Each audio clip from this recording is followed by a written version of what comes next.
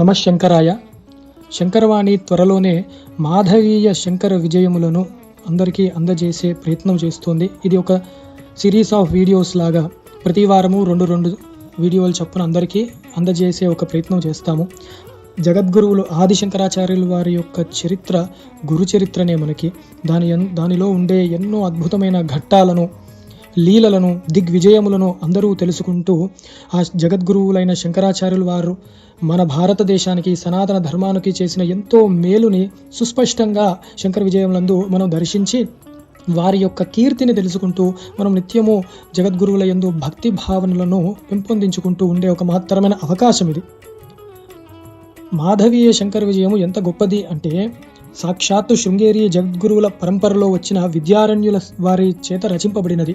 విద్యారణ్యుల వారు వేదమునకు భాష్యం ఇచ్చారు. అపౌరుషేయములైన వేదముకు భాష్యం ఇచ్చారంటేనే వారి యొక్క శక్తి సామర్థ్యములు ఎంత గొప్పవో మళ్ళీ చెప్పనవసరం లేదు.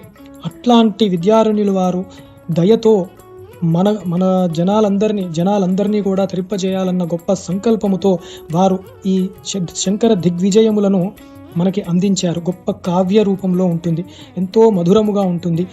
ఆ బాలశంకరుడి యొక్క ఘట్టములు, అలాగే శంకరాచార్యులు వారి యొక్క దిగ్విజయములు, వారి యొక్క రచనా శైలి, వారి యొక్క యాత్రలు, శిష్యులను తరింపజేసే ఒక ఘట్టములు, మహిమలు ఎన్నో అద్భుతంగా వర్ణింపబడ్డాయి ఆ మాధవీయ శంకర దిగ్విజయములలో.